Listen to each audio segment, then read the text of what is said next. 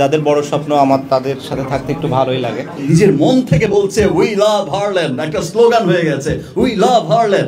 আমার ব্রাদার বিভিন্ন জায়গায় যায় আমাদের হার্লেম স্টোর ওপেন করতে।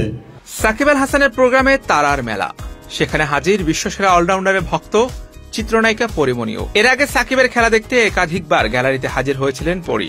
এবার প্রিয় ক্রিকেট তারকার একদম কাছাকাছি রঙিন দুনিয়ার এই জনপ্রিয় তারকা যেন নিজের স্বপ্নের নায়কের পাশাপাশি দুজনেই হারলেন বাংলাদেশের শুভেচ্ছা দূত। ভবিষ্যতে কোম্পানির বিজ্ঞাপনে জুটি ভেদে অভিনয় করতে পারেন। এমনকি সাকিবের বায়োপিকে পরিমণিকে দেখা গেলেও অবাক হবার কিছু থাকবে না।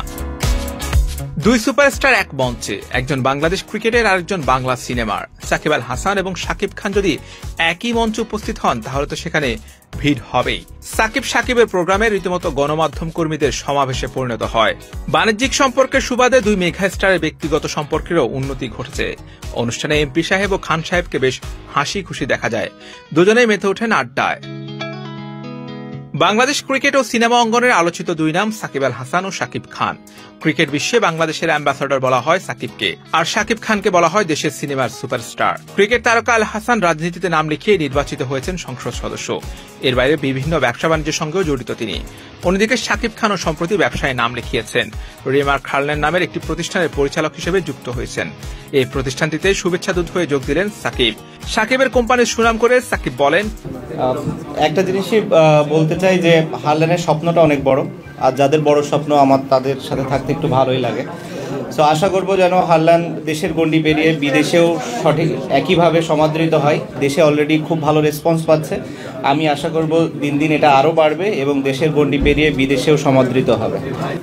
আপনারা এখানে যারা আছেন তারা সকলেই জানেন এবং দেশ বিদেশে ছড়িয়ে থাকা সমস্ত বাঙালি জানেন যে যত দিন যাচ্ছে তত রিমার্ক হার্লেনের ঝড়টা আরো বেগবান হচ্ছে।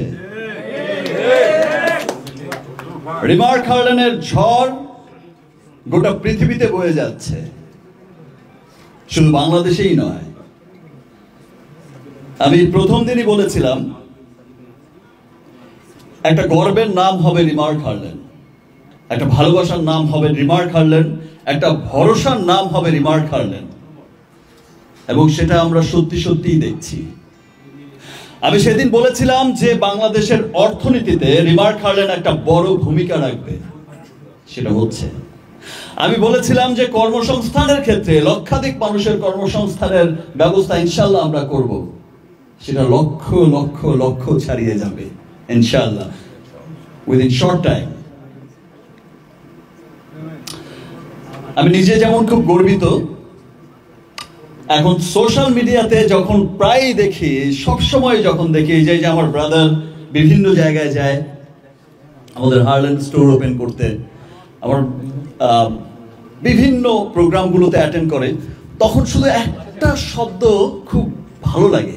এই যে সাধারণ মানুষরা, দেশের মানুষরা, প্রত্যেকটা মানুষ যে নিজের মন থেকে বলছে উই লাভ হার্লেম, একটা স্লোগান হয়ে গেছে উই লাভ হার্লেম। এই স্লোগানটা কিন্তু ভালোবেসেই দিচ্ছে। বিকজ দেখেন, এই যে আগে আমাদের কি হতো যে আমরা শুধু একটা অথেন্টিক, একটা ভালো পণ্য, ভালো কালার কসমেটিক্স, ভালো স্কিন কেয়ার, এই ধরনের পণ্য কিনতে আমরা কিন্তু বছর শেষে ভেবে রাখতাম আমরা কখন বিদেশে যাব ঘুরতে। থাইল্যান্ড, সিঙ্গাপুর, যে দেশে যাই, আমি আমার ভালোবাসার মানুষকে একটা কোত্থেকে কিনে এনে, একটা অনেক পয়সা দিয়ে কিনে এনে একটা ভেজাল পণ্য দেব।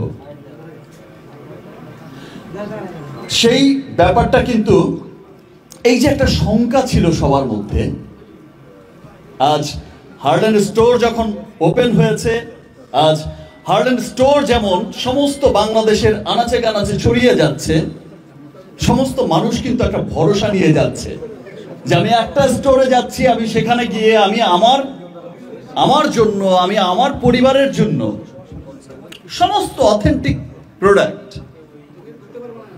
এবং আমার সাধ্যের মধ্যে